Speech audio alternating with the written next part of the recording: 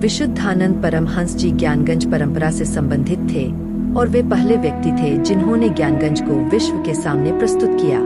यह video Padma Vibhushan doctor Gopinath कविराज और professor अमूल्य दत्ता गुप्ता द्वारा लिखी गई प्रामाणिक रचनाओं पर आधारित है। भक्त एक उपन्यायाधीश था।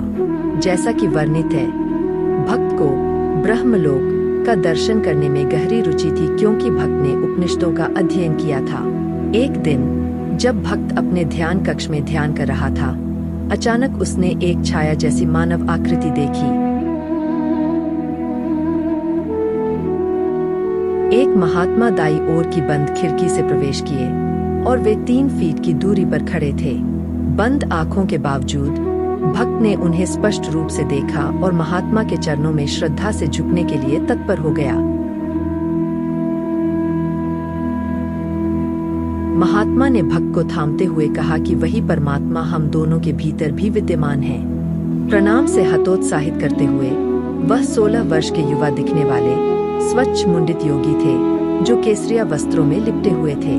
उनका आकर्षक स्वरूप, गोरा रंग और मधुर तेज आवाज उनके आनंदमय व्यक्तित्व को प्रकट कर रही थी।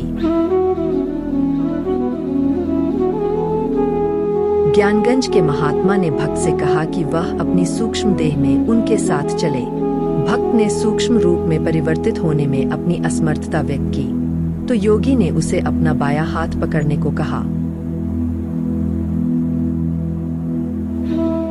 यात्रा शुरू होने के बाद योगी ने भक्त से कहा, देखो पृथ्वी कितनी तेजी से घूम रही है। देखो मंगल ग्रह सौर मंडल में कैसे घूम रहा है।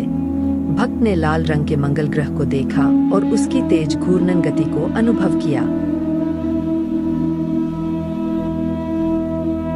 भक्त ने उनसे पूछा, हम अंतरिक्ष में किस मार्ग से आगे बढ़ेंगे?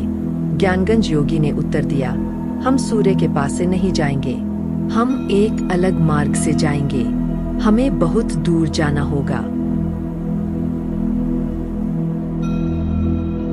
फिर वे और अधिक गति से चलने लगे। भक्त कुल दूरी का अनुमान नहीं लगा सका। यात्रा की गति को पृथ्वी पर किसी अन्य गति से तुलना नहीं की जा सकती थी। कुछ समय बाद योगी महात्मा ने भक्त से कहा, अब तुम यहाँ एक क्षण के लिए विश्राम करो। जहाँ उन्होंने विश्राम किया, भक्त ने देखा कि वहां न तो कोई प्रकाश था, न अंधकार, न कोई आवाज या शोर, केवल एक पूर्ण स्थिरता का अनुभव हो रहा था। जब भक्त अंतरिक्ष में उड़ रहा था, उसने कोई झलन या कंपन अनुभव नहीं किया। वहां उसने महसूस किया कि उसके शरीर से एक परत स्वतः हटा दी गई थी और उसके शरीर का वजन और भी हल्का हो गया था। अब ज्ञानगंज योगी और भक्त दोनों अत्यधिक गति से यात्रा करने लगे और एक बिंदु पर स्थिर हो गए। जैसे ही भक्त ने अपने मन को केंद्रित किया, उसने दीप ओंकार नाद सुनना शुरू किया। वह ओंकार ध्वनि पूरे ब्रह्मांड से फैल रही थी। 3 ध्वनियां आह, ऊ, मो विकसित होने लगी। ये ध्वनियां उत्पन्न होकर ऊपर की ओर बढ़ी और एक केंद्र बिंदु पर मिल गईं और टकरा गईं। पूरे क्षेत्र में शुद्ध सफेद प्रकाश की किरणें फैल गईं, जिससे एक शुद्ध सफेद प्रकाश की गोलाकार जोन बन गई। उस गोलाकार क्षेत्र में कोई अन्य रंग नहीं था। प्रकाश की किरणों का प्रवाह ऐसा प्रतीत होता था जैसे सफेद प्रकाश की तरल किरणें हों। इसका रंग इतना शुद्ध सफेद था कि इसे दुनिया के किसी अन्य सफेद पदार्थ की सफेदी से तुलना नहीं की जा सकती थी। भक्त ने महात्मा से पूछा, वह प्रकाश का केंद्र बिंदु क्या है और वह ध्वनि क्या है? भक्त उस सफेद क्षेत्र या ज्योति बिंदु में प्रवेश करने के लिए बहुत उत्सुक और आकर्षित था। भक्त ने आश्चर्यचकित होकर सुना कि ओंकार ध्वनि प्रकाश के केंद्रीय बिंदु से आ रही थी और साथ ही ज्योति के विशाल महासागर से भी सुनाई दे रही थी। शुद्ध सफेद गोलाकार प्रकाश क्षेत्र ने ब्रह्मा बिंदु को घेर लिया जिसमें मानव शरीर के 3 गुण या विशेषताएं सत्व, रजस और तमस शामिल थीं।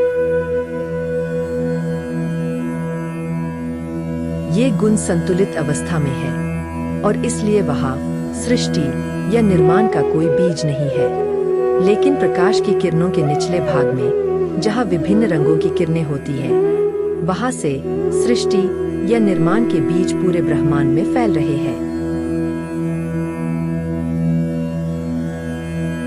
योगी ने यह भी कहा कि यदि वह भक्त को ब्रह्मा बिंदु में प्रवेश करने की अनुमति देते हैं, तो भक्त का सूक्ष्म शरीर तुरंत वहां प्रवेश कर जाएगा, लेकिन भक्त वहां से बाहर नहीं आ सकेगा क्योंकि उसे वहां से बाहर निकलने की तकनीक नहीं पता है। इसलिए भक्त का सूक्ष्म शरीर और भौतिक शरीर अलग हो जाएंगे और भक्त के भौतिक शरीर को पृथ्वी के डॉक्टरों द्वारा मृत घोषित कर दिया जाएगा। भक्त ने पूछा, फिर हमें क्या करना चाहिए? इसके बाद योगी ने कहा, चलो यही रुकते हैं और वापस चलते हैं। इसके बाद भक्त ने देखा कि वे दोनों भक्त के ध्यान कक्ष में खड़े हैं।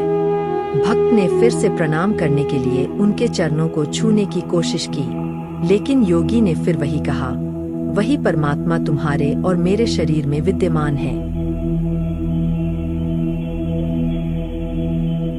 जैसे ही भक्त ध्यान कक्ष से बाहर आया, भक्त की भतीजी ने कहा, आपने ध्यान में कम से कम 1.5 घंटे बिताए हैं।